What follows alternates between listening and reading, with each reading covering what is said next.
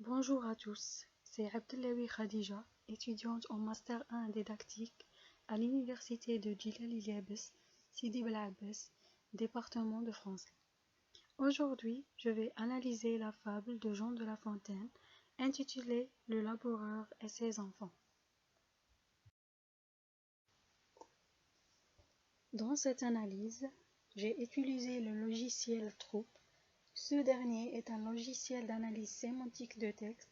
Il a été créé en 1994. Il permet de déterminer au sein d'un ou plusieurs textes qui sont les acteurs principaux, quelles sont les relations qui les lient, etc. Ce logiciel va également faire ressortir le sens global du texte. Il est gratuit et disponible en anglais ou en français. Vous pouvez télécharger le logiciel sur le site officiel de Troupe qui est affiché sur l'écran. Je commence d'abord par la lecture de la fable. Le laboureur et ses enfants. Travaillez, prenez de la peine, c'est le fond qui manque le moins. Un riche laboureur, sentant sa mort prochaine, fait venir ses enfants, leur par-là sans témoin. Gardez-vous, leur dit-il, de vendre l'héritage que nous ont laissé nos parents. Un trésor est caché dedans. Je ne sais pas l'endroit, mais un peu de courage vous le fera trouver, vous en viendrez à bout. Remuez votre champ, dès qu'on aura fait l'eau. Creusez, fouillez, bûchez, ne laissez nulle place où la main ne passe et repasse. Le père mort, les fils vous retournent le champ, de ça, de là, partout. C'est bien qu'au bout de l'an, il en rapporta davantage d'argent, point de cachet, mais le père fut sage de leur montrer avant sa mort que le travail est un trésor.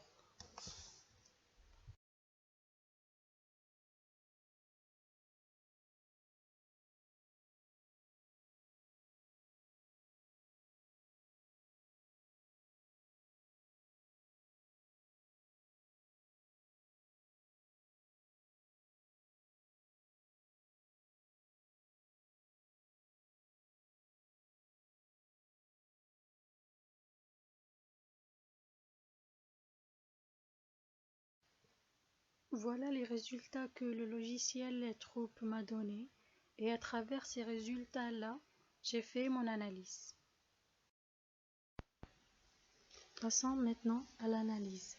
Le laboureur et ses enfants est un cours ici dont le but est de délivrer un message clair et percutant. L'utilisation de l'impératif dans les deux premiers vers place l'auteur comme un maître à l'égard du lecteur. Aussi l'utilisation du pronom personnel vous qui rend la fable plus efficace et ménage une entrée qui implique le lecteur. La fable commence par un conseil pratique. Travaillez, prenez de la peine, c'est le fond qui manque le moins. Elle s'achève par une morale explicite que le travail est un trésor. Donc la fable, elle a un objectif didactique et une fonction conative. Parce qu'il y a l'utilisation de l'impératif, elle commence par un conseil et l'utilisation du pronom personnel vous. Les impératifs de l'auteur et ceux prononcés par le laboureur créent une démultiplication du message, ce qui montre la visée didactique de cette fable. Les verbes d'action suggèrent que celui qui travaille est quelqu'un qui est plein d'énergie. Les verbes au passif simple créent un effet de vivacité. La Fontaine fait d'abord l'éloge du travail productif, parce que le terme laboureur fait référence à la tâche agricole, mais fait aussi entendre le terme latin labor, qui désigne tout travail et qui fait du père une allégorie du travail et de persévérance. Au premier vers, le travail est associé à la peine, quant au dernier, elle est associée au mot trésor. Donc La Fontaine évoque la valeur de l'effort qui permet d'accéder à la richesse.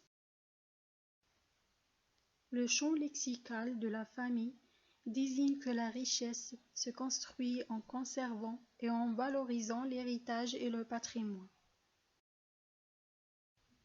L'adjectif riche apposé au substantif laboureur Un riche laboureur suggère une continuité logique entre le travail et la richesse.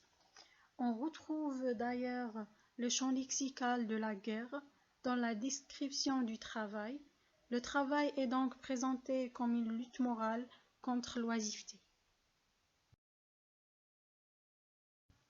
Finalement, La Fontaine montre le détour du père par le mensonge pour éveiller le sens du travail chez ses enfants, parce que le travail requiert un effort sur soi-même. Chers amis, nous sommes arrivés à la fin de cette vidéo. J'espère que c'était utile pour vous. Au revoir et à la prochaine.